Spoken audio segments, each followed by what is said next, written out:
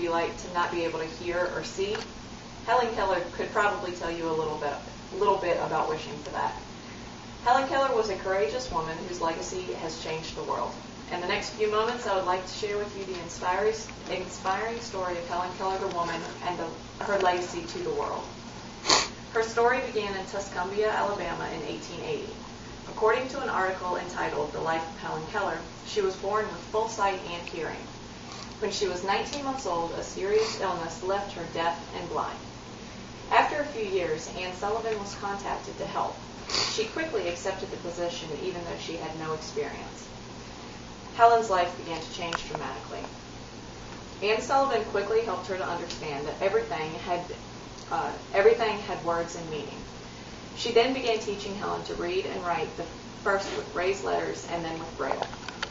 Helen then met Mary Swift Limson, who would attempt to teach her to speak over the next year. Helen entered Cambridge College for Young Ladies in 1896. She then moved on to Radcliffe College in 1900. She was the first deaf and blind person to enter college. During her few years at Radcliffe College, she began to write her first book, The Story of My Life.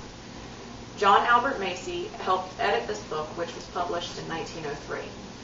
On June 28, 1904, Helen graduated from Radcliffe College. She was the first deaf and blind person to graduate from college. John and Anne were married in May 1905. John continued to help Helen write, and she published The World I Live In and Out of the Dark, along with several more books. Helen toured the world with Anne and John. Helen and Anne filled their time with lectures around the world, speaking of her lifetime and what she experienced. Anne Sullivan interpreted for her. After a few years, they began traveling with a more lighthearted vaudeville show. In 1917, services were established for the blind and deaf by the International Services for the Blind. In 1918, Helen, Anne, and John moved to Forest Hills, New York.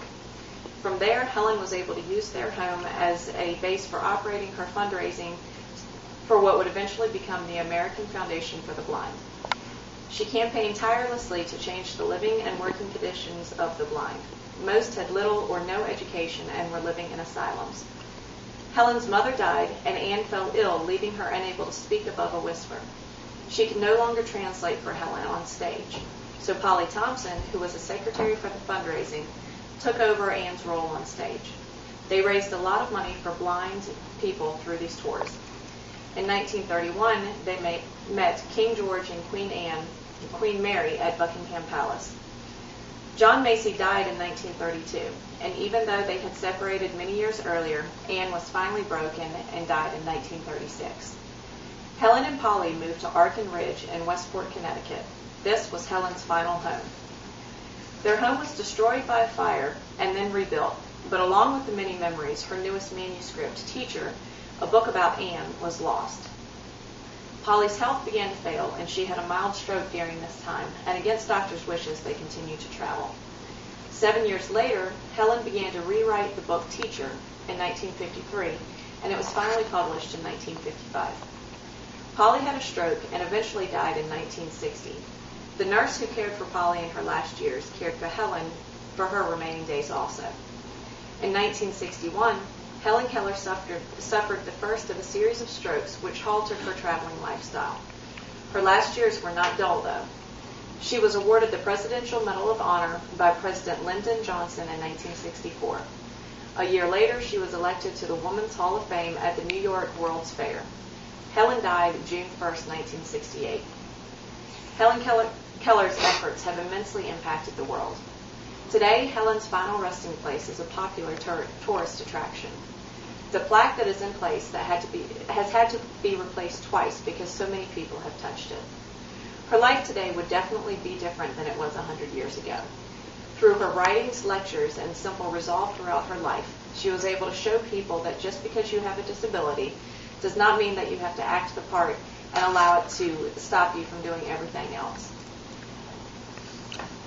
I found on AFB.org that the American Foundation for the Blind was organized in 1921 to provide a national clearinghouse for information about vision loss and a forum for discussion for the community of blindness service professionals. It was also founded to make new directions for research and represent the needs of people with vision loss. Today, AFB continues to conduct trailblazing research and provide comprehensive information on all aspects of vision loss to the general public. AFB Press is the largest publisher of scholarly works and research for vision loss service professionals. The American Foundation for the Blind has always been committed to giving as much as possible of information for people with vision loss. They are the largest producer of talking books. Helen Keller worked for the American Foundation for the Blind for over 40 years and played a significant role in the Talking Books program, among many others. She remained with AFB until her death in 1968. Helen Keller's life changed enormously by Anne Sullivan, and as she grew and realized the lack of education and treatment given to those with disabilities, she became determined to change that. According to an article on Time.com, she altered our perception of the disabled and remapped the boundaries of sight and sense. Through her perseverance and accomplishments, lectures, books, and world tours, she did this. Thank you, Helen Keller.